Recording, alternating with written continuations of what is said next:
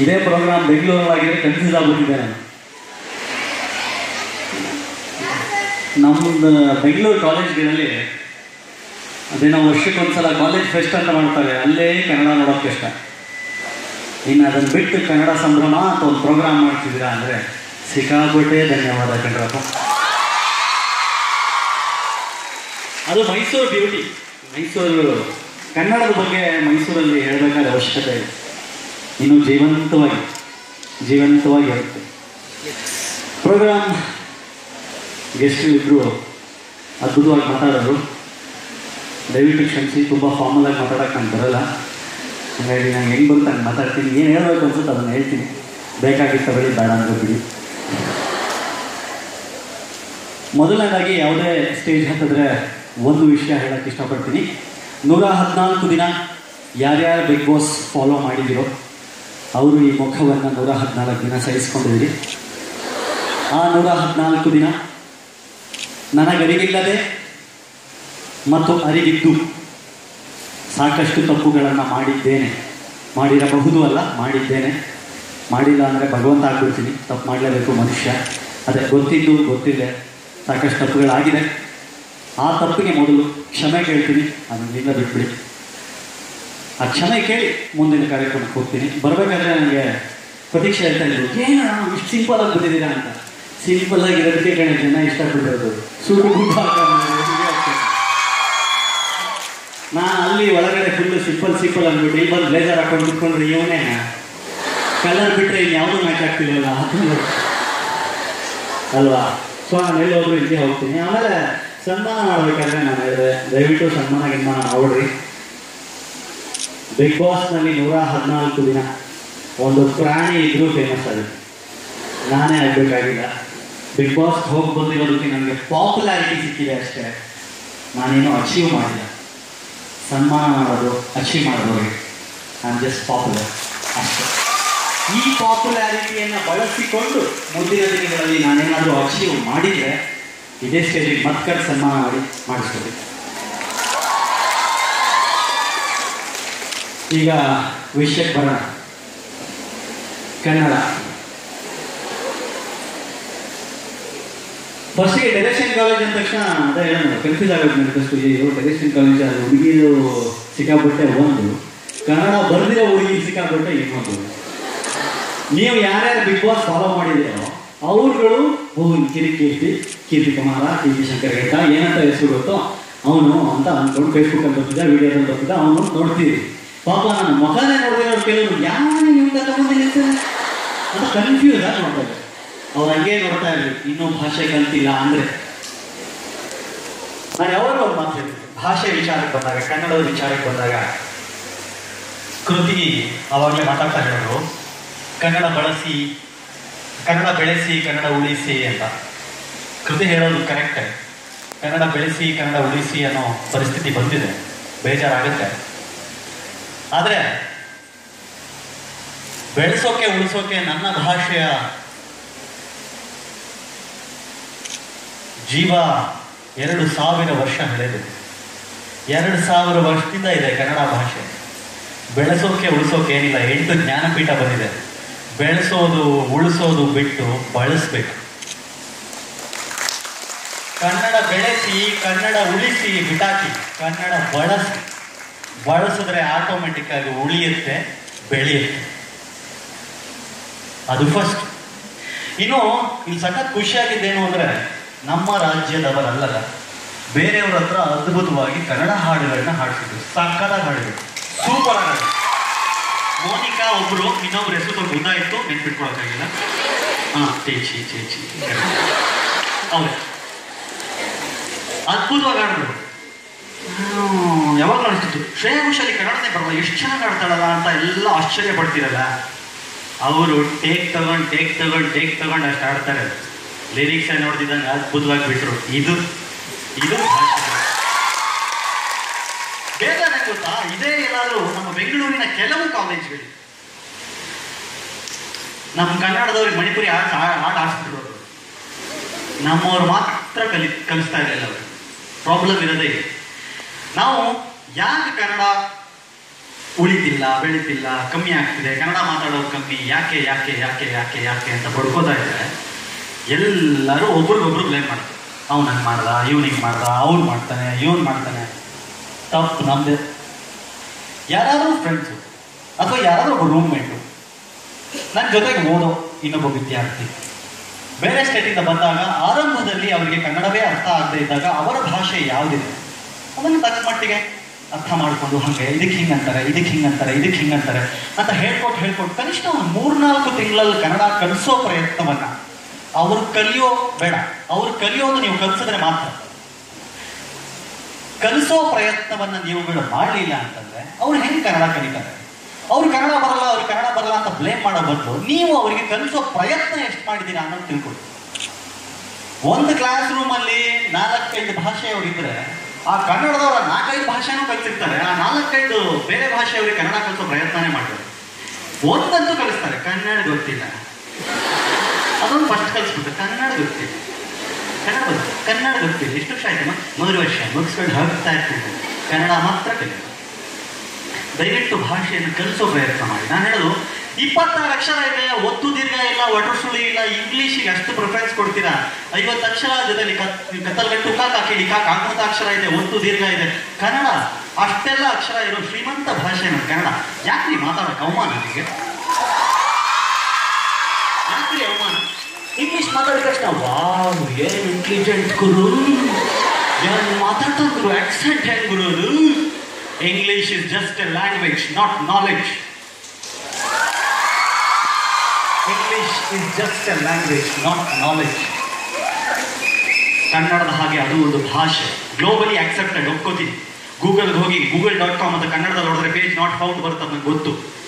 ಆದರೆ ಎಲ್ಲಿ ಯಾವಾಗ ಯಾವ ಭಾಷೆಯನ್ನು ಬಳಸಬೇಕು ಅಂತ ನನಗೆ ಗೊತ್ತು. ಇಲ್ಲಿ ಕೂತಿರೋ ಉಮೇಶ, ಇಲ್ಲಿ ಕೂತಿರೋ ಉಮಾ, ಇಬ್ಬರು ಕನ್ನಡದವರೇ, ಒಂದು ಮಂಡ್ಯ ಒಂದು ಮೈಸೂರು. ಮಾತಾಡೋದ್ರೆ ವಾಟ್ ಯು ಡೂಯಿಂಗ್? ಯಾಕೆ ಕಷ್ಟಪಟ್ಕೊಂಡು ಇಂಗ್ಲೀಷ್ ಮಾತಾಡ್ತೀವಿ? ಇಷ್ಟಪಟ್ಟು ಕನ್ನಡದಲ್ಲಿ ಮಾತಾಡಿ. ನಿಮಗೆ ಬೇಕು ಇಂಗ್ಲೀಷು. ಎಜುಕೇಶನ್ ಮತ್ತು ವೃತ್ತಿ 2 ಕಡೆ ಬೇಕು, ನಾನು ಒಪ್ಕೋತೀನಿ. ಅವೆರಡರಲ್ಲಿ ಇರಲೇಬೇಕು.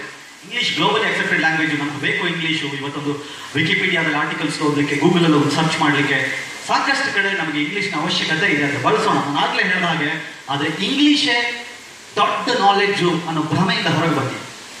ಕನ್ನಡ ಮಾತಾಡೋದು ಹೆಮ್ಮೆ ಅನ್ಕೊಳ್ಳಿ. ಕನ್ನಡ ಮಾತಾಡೋದು ಟ್ರೆಂಡ್ ಆಗಬೇಕು. ಅದನ್ನ ನಾನು ಯಾವಾಗಲೂ ಹೇಳೋಕೆ ಇಷ್ಟಪಡೋದು. ಯೂತ್ಸ್, ನೀವು ಜನರೇಷನ್ ಒಂದು ಟ್ರಾನ್ಸಿಷನ್ ತಗೋತಾ ಇದೆ. ನಮ್ಮ ಜನರೇಷನ್, ನಾವಾಗಲೇ ಸರ್ ಹೇಳ್ತಾ ಇದ್ವಿ, ಒಂದು ಟ್ರಾನ್ಸಿಷನ್ ತಗೋತಾ ಇದೆ. ಈ ಟ್ರಾನ್ಸಿಷನ್ ಅಲ್ಲಿ ಅವ್ರ ಜನರೇಷನ್ ಮತ್ತು ನಮ್ಮ ಜನರೇಷನ್ ಇದೆ. ಈ ಟ್ರಾನ್ಸಿಷನ್ ಅಲ್ಲಿ ನಾವು ಕನ್ನಡವನ್ನ ಬಳಸಿ ಉಳಿಸಿ ಬೆಳೆಸೋ ಪ್ರಯತ್ನವನ್ನು ನಾವು ಮಾಡಬೇಕು. ನಾವು ಬಿಟ್ರೆ ಈ ಕಡೆ ನಮ್ಮ ಜೊತೆಗೆ ಭಾಷೆ ತಪ್ಪ ಹೋಗೋದ್ರ ಜೊತೆಗೆ ಮುಂದಿನ ಜನರೇಷನ್ಗೆ ಕನ್ನಡ ಟ್ಯೂಷನ್ಗಳಿಗೆ ಲೆಕ್ಚರ್ಗಳು ಹುಡ್ಕೋತಾರೆ. ನೆನ್ಪಿಟ್ಕೊಡಿ, ತಿಂಗಳಿಗೆ 3,000-4,000 ಕೊಟ್ಟು ಕನ್ನಡ ಕಲಿಸ್ಬೇಕಾದ ಪರಿಸ್ಥಿತಿ ಬಂದ್ಬಿಡುತ್ತೆ. ಆ ಪರಿಸ್ಥಿತಿ ಬರಬಾರ್ದು ಅಂದ್ರೆ ನಾವುಗಳು ಶೋಕಿ ಮಾಡೋದು ಬಿಟ್ಟು ಕನ್ನಡವನ್ನ ಮಾತಾಡೋದಕ್ಕೆ ಶುರು ಮಾಡಿ. ಅಂಡ್ ಅವಾಗಲೇ ಹೇಳಿದ ಹಾಗೆ English is just language, not knowledge. Kannada is not just language, it's emotion. ಅದು ಭಾವನೆ. ನಾವು ಎಲ್ಲ ಭಾಷೆಯನ್ನು ಪ್ರೀತಿಸ್ತೀವಿ, ಎಲ್ಲ ಭಾಷೆಗಳಿಗೂ ಗೌರವ ಕೊಡ್ತೀವಿ. ಆದ್ರೆ ಕನ್ನಡವನ್ನು ಆರಾಧಿಸ್ತೀವಿ. ನವೆಂಬರ್ನಲ್ಲಿ ಭುವನೇಶ್ವರಿ ತಾಯಿ ಅಂತ ಹೇಳ್ತೀವಿ, ದೇವತೆಯ ರೂಪದಲ್ಲಿ ನೋಡ್ತೀವಿ. ಯಾವ ಭಾಷೆಗೂ ಇಲ್ಲ ಅದು, ನನ್ನ ಭಾಷೆಗಿದೆ. ಯಾಕೆ ಅವಮಾನ? ನನ್ನಮ್ಮ ಅನ್ಕೊಳಕ್ ನನಗೆ ಯಾಕ್ರಿ ಅವಮಾನ? ಹೆಮ್ಮೆಯಿಂದ ಹೇಳಿ, ನಾನು ಕನ್ನಡತಿ,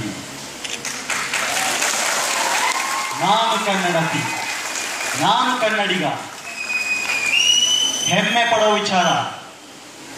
ಸಾಕಷ್ಟು ಕನ್ನಡಿಗರು ಅಂತಾರಾಷ್ಟ್ರೀಯ ಮಟ್ಟದಲ್ಲಿ ಹೆಸರು ಮಾಡಿದ್ದಾರೆ, ಸಾಧನೆ ಮಾಡಿದ್ದಾರೆ, ಸಾಧಕರಾಗಿದ್ದಾರೆ, ಮುಂದೆ ಸಾಧಿಸ್ತಾರೆ. ನೀವುಗಳು ಆ ಸಾಲಿನಲ್ಲಿ ನಿಂತ್ಕೋಬೇಕು.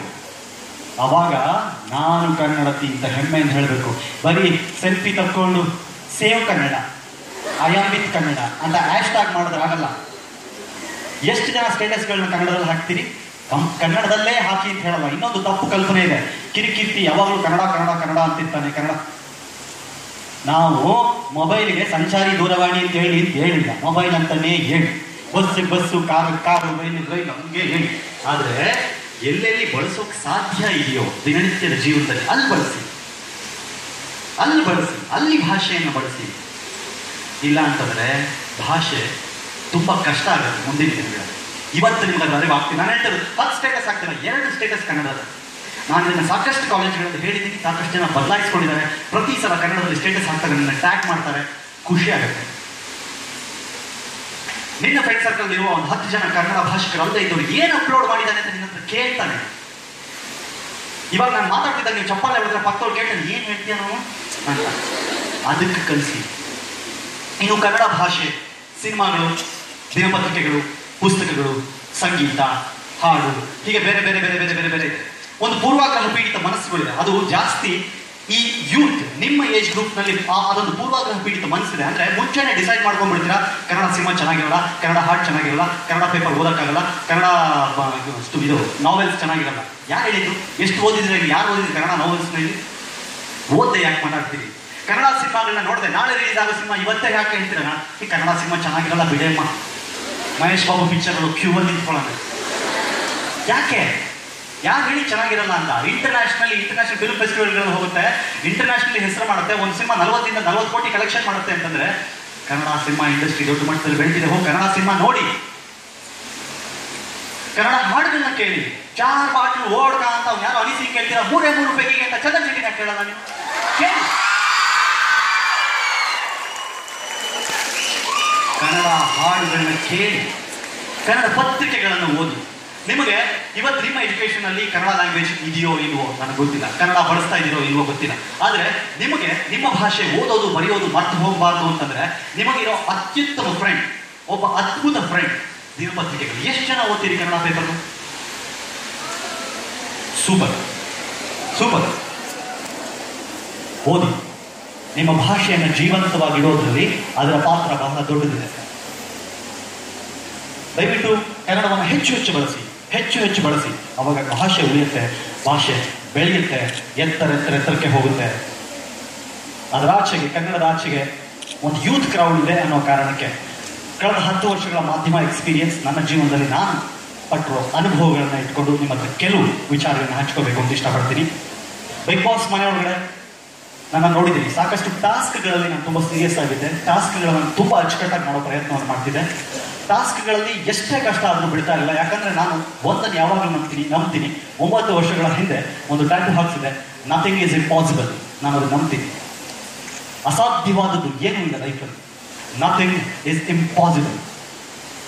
ನೀವು ನಿಮ್ಮ ಮನಸ್ಸಿನಲ್ಲಿ ಇಟ್ಕೋಬೇಕಾದ ಒಂದು ವಿಚಾರ, ನಥಿಂಗ್ ಈಸ್ ಇಂಪಾಸಿಬಲ್. ಅಸಾಧ್ಯವಾದದ್ದು ಅನ್ನೋದು ಏನೂ ಇಲ್ಲ. ಪ್ರತಿಯೊಂದನ್ನು ಕಷ್ಟಪಟ್ಟು ಮಾಡಿ, ಇಷ್ಟಪಟ್ಟು ಮಾಡಿ 110% ಸಕ್ಸಸ್ ಆಗೇ ಆಗುತ್ತೆ, ಸಿಕ್ಕೇ ಸಿಗುತ್ತೆ. ನನಗೆ ಐಸ್ ಮೇಲೆ ನಿಂತ್ಕೊಂಡಾಗ 10 ನಿಮಿಷ ನಿಂತ್ಕೋಕಿರ್ತಿ ನೀನಾಗಿದ್ದಂಗೆ ಅಂದ್ರು 2 ಅವರ್ ನಿಂತೆ. ಡಾಕ್ಟರ್ ಹೇಳಿದ್ರು ಇಳಿ ಫಸ್ಟ್ ಕೆಳಗಿಳಿ ಅಂತ. ಬಿಗ್ ಬಾಸ್ ಒಂದು ಸಿ ಅನ್ನೋ ಇದ್ರ ಮೇಲೆ ಕ್ಯಾಪ್ಟನ್ಶಿಪ್ ಅಲ್ಲಿ ನಿಂತ್ಕೋಬೇಕಂದ್ರೆ 18 hours ಡೇ ಅಂಡ್ ನೈಟ್ ಇದೇ ಬಿಟ್ಟು. ನಾನು ಹೇಳ್ತಿರೋದು ನಾನೇನೋ ದವಾಕ್ಬಿಟ್ಟೆ, ನಾನೇನೋ ಸಾಧನೆ ಮಾಡಿದೆ ಅಂತಲ್ಲ. ನಾನು ಹೇಳ್ತಿರೋದು ನೀವು ಅಸಾಧ್ಯ ಅನ್ನೋದನ್ನ ಇಷ್ಟಪಟ್ಟು ಅಥವಾ ಮಾಡಲೇಬೇಕು ಅಂತ ಹಠ ಕಟ್ಟಿ ನಿಂತರೆ ಅದಾಗುತ್ತೆ. ಅದು ನಿಮ್ಮ ಜೀವನದಲ್ಲಿ ರೂಢಿಸ್ಕೊಳ್ಳಿ. ನಿಮ್ಮ ಜೀವನದಲ್ಲಿ ಅದನ್ನು ರೂಢಿಸ್ಕೊಳ್ಳಿ 100%. ಆಮೇಲೆ 3 ತಪ್ಪ, I should, I will, I can and I should. I will, I can and I should ಅನ್ನೋದು 3 ಗೊತ್ತಿರಲಿ. ಯಾವುದೇ ಕಾರಣಕ್ಕೂ ಯಾರ ಎದುರುಗಳನ್ನು ತಲೆ ತಗ್ಗಿಸ್ಬೇಡಿ. ನಿಮ್ಮ ಕೈ ಅಸಾಧ್ಯ ಅನ್ನೋದೇನೂ ಇಲ್ಲ. ಈ ಬಾಡಿ ಹಿಡ್ಕೊಂಡು ಒದ್ದಾಡ್ತೀವಿ. ಅಲ್ದು ತೂಗಿದ್ರೆ 55 kg ಮೇಲೆ 1 ಗ್ರಾಮ್ ಬರಲ್ಲ. ಭುವನ್ ಆನ್ ರೆಸ್ಲಿಂಗ್ ತೋರಿಸ್ತೀನಿ. ಅದನ್ನ ಪವರ್ ಅಲ್ಲ, ವಿಲ್ ಪವರ್. ಮನುಷ್ಯನಿಗೆ ಪವರ್ಗಿಂತ ವಿಲ್ ಪವರ್ ಸ್ಟ್ರಾಂಗ್ ಇರಬೇಕು. ಆ ವಿಲ್ ಪವರ್ ಬೆಳೆಸ್ಕೊಳ್ಳಿ. ನನ್ನ ಕೈಲಿ ಆಗಲ್ಲ ಅನ್ನೋದನ್ನ ಮರ್ತು ಬಿಡಿ. ನನ್ನ ಕೈಲಿ ಸಾಧ್ಯ ಇದೆ, ಫಸ್ಟ್ ಪ್ರಯತ್ನ ಪಡಿ. ಯಾರಾದರೂ ಯಾವುದಾದ್ರೂ ಒಂದು ಸೆಮಿನಾರ್ಗಳಲ್ಲೋ ಕ್ಲಾಸಲ್ಲೋ ನಿಮಗೆ ಯಾವುದೋ ಒಂದು ಪ್ರಶ್ನೆ ಕೇಳಿದಾಗ ನೀವೇ ಮಾತಾಡ್ಕೊಳ್ಳೋದು ಬಿಟ್ಟು ನಿಮಗೆ ಗೊತ್ತೋ ಗೊತ್ತಿಲ್ವೋ, ಸರಿನೋ ತಪ್ಪೋ, ಕೈ ಎತ್ತಿ ನನಗೆ ಗೊತ್ತು ಅಂತ ಉತ್ತರ ಕೊಡೋದನ್ನು ಕಲ್ತ್ಕೊಳ್ಳಿ.